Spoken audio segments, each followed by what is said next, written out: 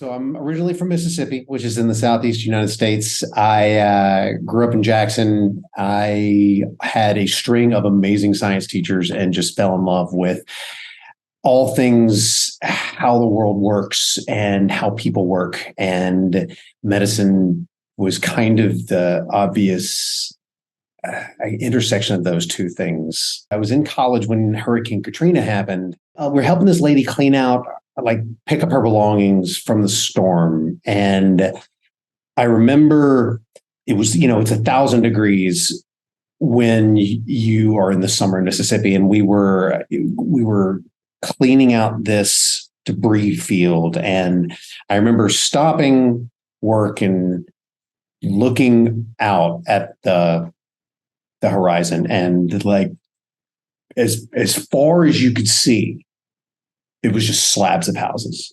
Like there was not a structure that was standing. It was, and anybody that was there will tell you the same thing. And anybody that's been in a big hurricane will tell you the same thing.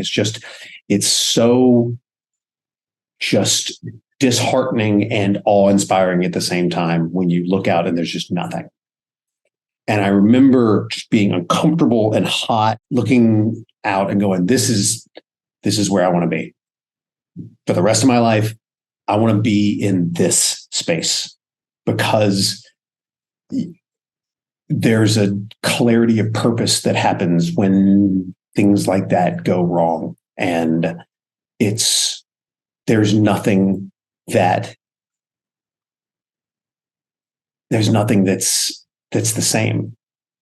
And I guess a couple of days later, we actually came upon this medical clinic, and it was this massive tent hospital in the parking lot of a Kmart. And that was it. Like I went and saw the way that the doctors and nurses were working and how they were so just kind and energetic and compassionate in this just absolute, just desolated place. And I was like, this is it. This is what I want to do for the rest of my life. I want to be a doctor in this space. I went to emergency medicine residency because of that. I went to disaster medicine fellowship because of that. And throughout that entire thing, I kept hearing about International Medical Corps. Throughout residency, I kept track of IMC and watched the amazing work that they were doing, I guess that we were doing now. And it was just incredible, because what I saw was that they weren't just coming in to a space and telling people how to do things. They were actually creating the conditions that allowed the folks that were in these horrible situations the capacity to stand up for themselves. And that was what everybody said. We're different because of this. And that always resonated with me.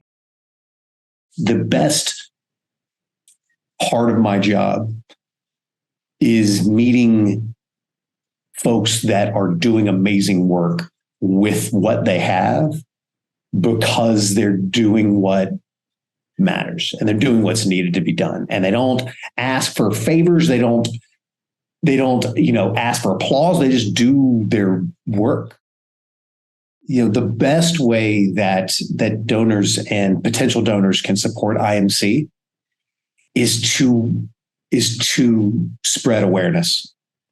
We work in over 30 countries all over the world. And if it's not in the public consciousness, then people aren't thinking about it. And so just because everybody is talking about Ukraine right now doesn't mean that Mali or Cameroon or South Sudan are not also places of great need. And so the best thing that you can do is to spread awareness that all of the places where IMC works are places that are needed. If you ask any of us, and I haven't found an exception to this yet, but if you ask any of us what the best part of our job is, it's always the people. Somebody told me one time that people are sometimes the problem, but they're always the solution.